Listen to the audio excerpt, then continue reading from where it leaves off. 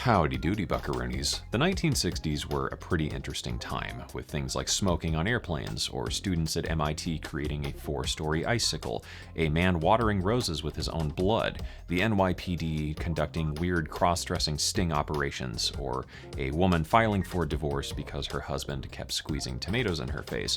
Things were, as the kids say, a-poppin'. Elsewhere in the 1960s, at Stanford University, John Chowning was bored of analog synthesizers and would go on to forever change the music landscape as we know it with his invention of FM synthesis. And I wonder sometimes if he knew at that time what kind of sonic hellscape he was about to unleash on the world for the better part of 2 decades. By the 1970s, Yamaha started to realize the massive potential of FM synthesis and started beginning work on some of the first big major digital synthesizers.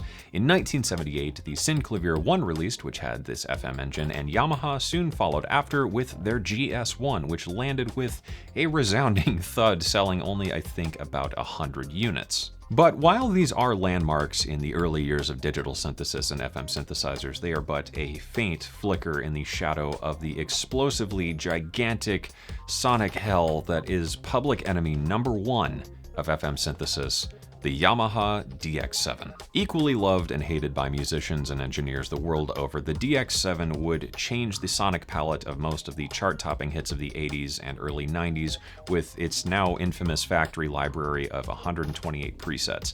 This, I think, is in large part because the DX7 is an absolute nightmare to program. It would be like trying to write a novel on a Nokia 3310. There were only a few musicians who really pushed the DX7 to its limits, with I think Brian Eno probably being the best example. Now, today we have something like Dext, which we can use to program patches for the DX7, but back in the day you had this little tiny screen with a very limited character count to program what was probably at the time one of the most complex synthesizers ever built. Because of the enormously deep complexity of the DX7 and its kind of extremely tedious and terrible interface to work with, most people scrolled through presets, and a handful of these became some of the most infamous sounds in all of music. FM synthesis is really cool stuff. It's capable of everything from really nice warm keys sounds to incredibly lush modulated pads to really cutting-edge modern dubstep basses to the Taco Bell bong sound and just about everything in between. Lucky for us in this day and age, we don't have to work with DX7s. We have tons of amazing choices to get started with FM synthesis with things like Dext, or Surge, or Vital, or the Arturia DX7V, or just about anything. A lot of synthesizers have some kind of FM features built in anymore, making it very easy and accessible and approachable even for the most basic level musician understanding of how to program a synthesizer. And I'm very glad and thankful for this because programming a DX7 is like, I don't even know, it's like trying to pull my eyes out through my ears using those little tweezers that come with that game, Operator. In this video here today, I couldn't think of a better tool to demonstrate and teach FM synthesis with than Kilohearts Phase Plant because it has an amazing UI and workflow, it's very visual, it's very easy to pick up and get started with, and it makes FM synthesis really easy, approachable, and a whole lot of fun. Originally, when I set out to make this video about FM synthesis, I spent a couple months putting together this absolutely exhaustive presentation and lecture about all things FM synthesis and patch ideas and all this stuff, and after sitting down and doing a dry read as I usually do before I sit down and actually film the video, I realized it was incredibly boring and dry and like 4 people would watch it. So instead, I rewrote this whole thing, and today I'm here to present to you the musician's guide to FM synthesis. In this video, my goal is to teach you by the end of this video how to start programming FM synth patches yourself and getting actual usable musical results. FM synthesis also just has kind of a special place in my heart because Native Instruments FM8 was the first synthesizer I ever used, and in hindsight, this was an actually terrible decision, but it was a lot of fun. So with that, let's get into it. To begin, I think we should cover the basic ideas of FM synthesis and how it works, because we need to walk before we can run, and before you know it, you'll be off creating your own sick yoinks and whoops and womps and things like that, because despite FM synthesis being based around a lot of really complex mathy stuff, it's actually not that difficult to understand.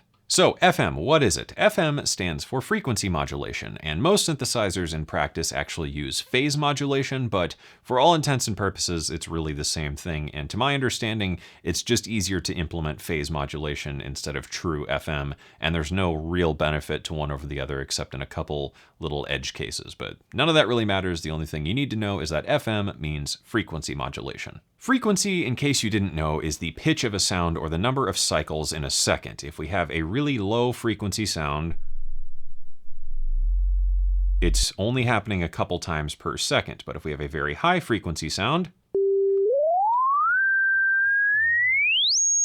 it's happening a lot of times in a second, and that is frequency. So the idea being we are going to modulate that, and that is FM. So what does this actually mean in practice? In FM synthesis, we have two main players. In one corner here, we have the carrier, which is the sound that we hear and comes out of our speakers. Or in simpler terms, it's the guy that takes you out of the bar and punches you because you're talking words funny. Down here in the other corner, we have its friend, the modulator, which is anything that applies modulation to frequency of the carrier or to another modulator. Or in simpler terms, it's the guy's friend who stands behind him telling him how hard to punch you. Now, in Yamaha's world of FM synthesis, each of these also has an envelope attached to it, which forms what we know as an operator. So we have this envelope here controlling the level of our carrier, and then we can create this envelope here controlling the level of our modulator. So considering that most FM synthesizers are polyphonic, it's like having dozens and dozens of individual synthesizers all in one. A lot of today's synthesizers, with something like Serum maybe, feature only a handful of carriers and modulators, often only one or two.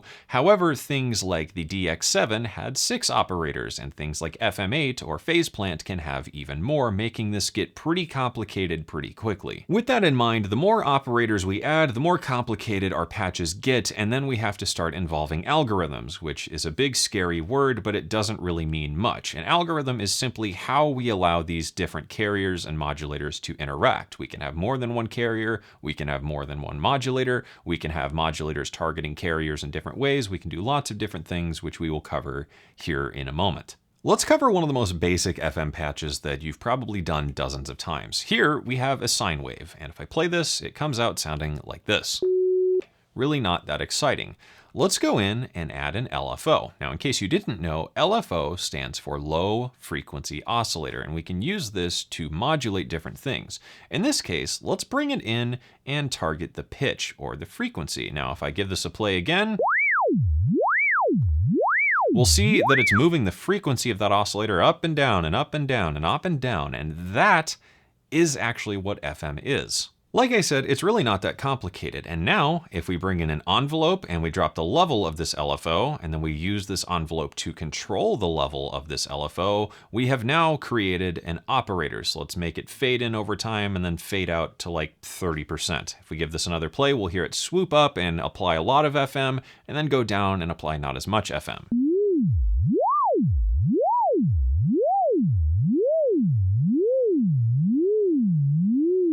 Fascinating stuff.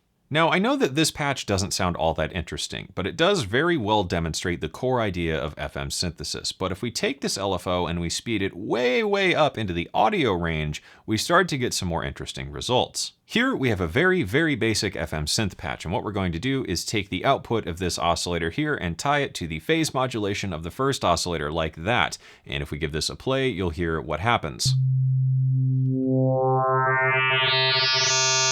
Pretty gross stuff, but that is the foundational idea of everything we're going to do from here on out.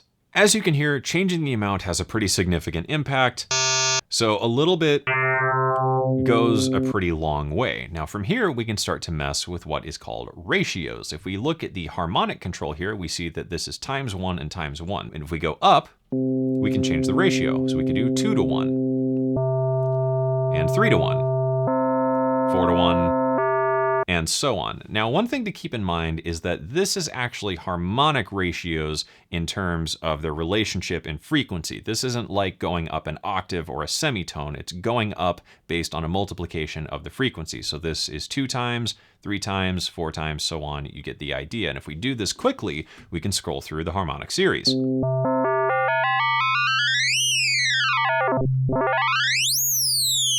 Pretty gross stuff. FM synthesis gets pretty complicated pretty quick, and the amount of modulation we apply, the ratio between the carrier and modulator, or different carriers or different modulators, and all that stuff can entirely change the way a sound feels very, very quickly. It's pretty powerful stuff, and if you're not careful, it can get away from you in just a couple small tweaks. Now, let's quickly talk about algorithms, and then we'll get into making actual musical patches and not just sine waves doodling around with each other.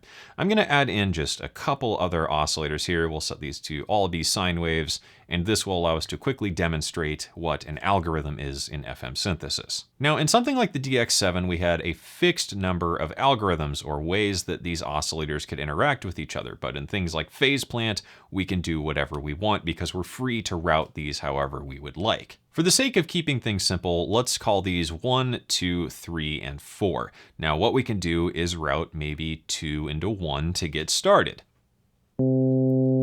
Now let's route 3 into 2. Now let's route 4 into 1. And let's change some ratios and stuff.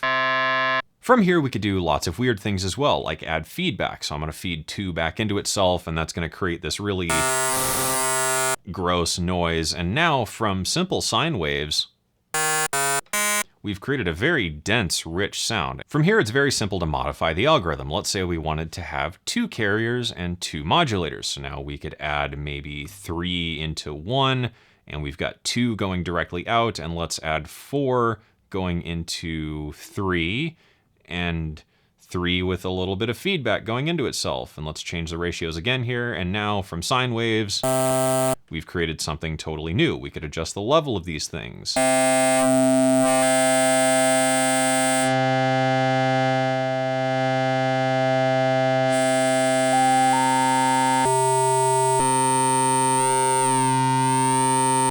And ta-da, we've got a whole new algorithm in a matter of seconds. The final thing I wanted to cover very quickly is the idea of linear versus exponential FM, because these are two very different things. If we bring in our basic setup here, again, we have what is called linear FM, because what we're going to do is take this and there is a linear relationship between these two pitches. Now let's talk about exponential FM. If we set our ratio or the harmonic to 0, then we could set this to a fixed frequency, like let's say 433 hertz. Now, what's going to happen is our carrier is going to change in pitch as I play it, but our modulator isn't. This sounds pretty gross on its own, but with something like a short envelope controlling the level of this, we can actually create some pretty musical bell-like tones. Now let's add a longer decay to that, and you'll hear kind of what I'm talking about.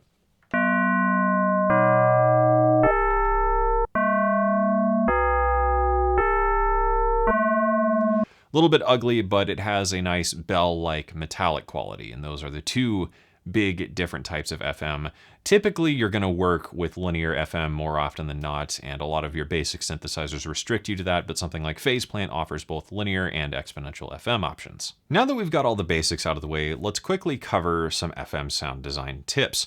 One of the biggest things is using different waveforms here. So let's just create a basic operator by adding in an envelope, maybe something about like so. We'll use this to control the level. We'll drop this down to 0, and we'll use this to modulate our carrier. Now, sine waves are fun. Maybe we could change the ratio. And we've got just a pretty straightforward, maybe key sound there. Not really that interesting, but one core idea that's a lot of fun is changing the waveforms. Now, with the DX7, we were restricted to sine waves, and after that, there were a couple other waveforms added, but in something like Phase Plant, we could switch this to a triangle, or a square, or a saw. And we can do all sorts of weird things and have these interacting in lots of weird ways, but that can very quickly elevate a sound. So let's do maybe a saw into a saw. And we start to get kind of a pulse width modulated, maybe synced saw lead sound. Another big idea is to keep your ratios relatively simple. If we did maybe just sine into a triangle here, this is 2 to 1,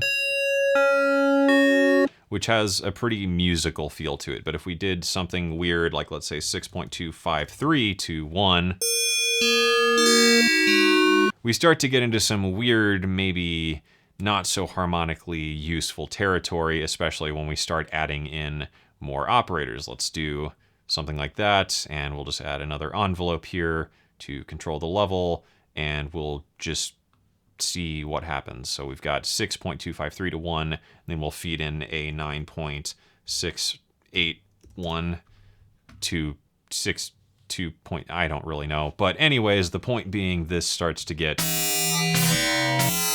pretty yucky pretty quickly. So by using something simpler here, like let's say 6 to 1, and then we'll do 8, we get this, which is still maybe a bit gross, and we'll drop the levels of this down. But that's a lot more musically useful than something maybe like that. With that being said, weird ratios can be useful. If we drop this down maybe an octave or so, we start to get some interesting growly bassy tones. Let's maybe drop these down a little bit with a bit of added distortion or something and some DC offset.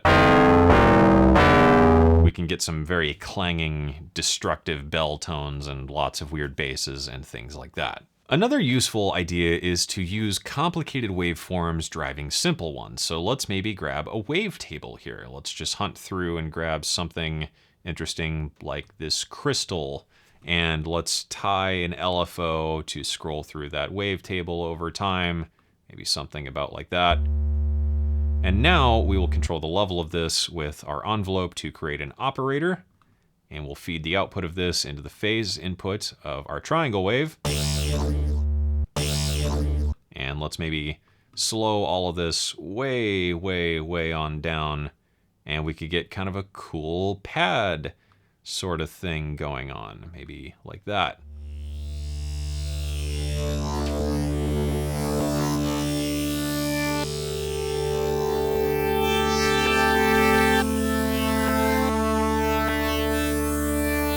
And that is a very powerful idea and a very powerful, rich sound without a whole lot going on. And from here, you could add simple reverb, delay, filter, whatever, and create something very harmonically rich and expressive and dynamic. With that same idea in mind, here with only a handful of elements, we've created a very dynamic, moving, morphing, interesting, harmonically rich sound, and that's kind of the key, I think, is to keep things relatively simple. If you add too many carriers and modulators and operators and weird algorithms and tons of stuff like that, it can get away from you pretty quickly and become noisy, unuseful garbage. So keeping things relatively straightforward with only a handful of elements is often best. Another big and easy idea is to add more modulation and expression with envelopes and LFOs and other subtle movements over time. So let's maybe add in another operator here. Let's add a sine wave. We'll mod this triangle just a little bit. We'll bring in another envelope, and we'll make this extremely, extremely slow and subtle. So we'll move that around. I just want to move the level 16%. Maybe we'll make this 3 to 1 here. And then we'll add another LFO that's going to maybe affect the rate of our LFO affecting the wavetable. So let's tie this to that. Maybe only 2%. We'll make this relatively slow. And now with just a couple quick tweaks, we've got something that's a lot more interesting.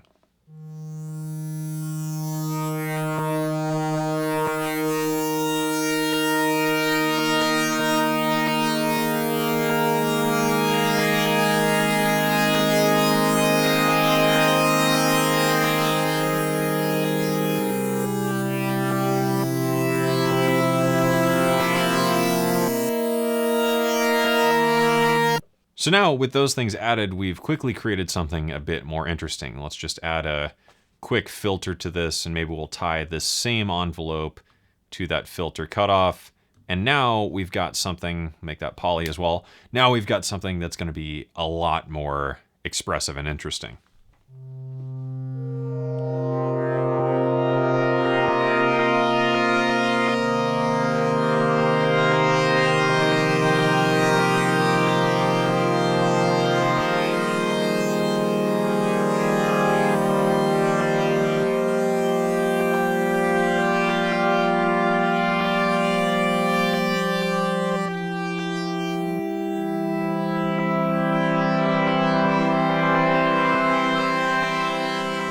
Another easy and fun idea is subtly detuning things, so let's get rid of that filter and just listen to these two.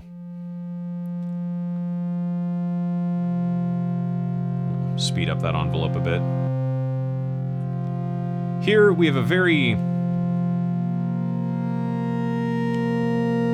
clean sound, but if we add a little bit of detuning, maybe we'll just adjust the harmonic a little bit.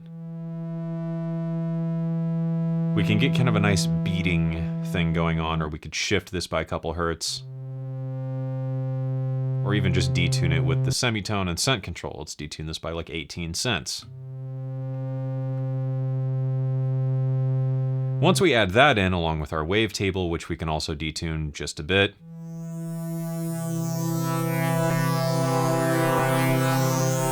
we start to get some more interesting organic movements. Let's just shave off the high end because it's a little harsh.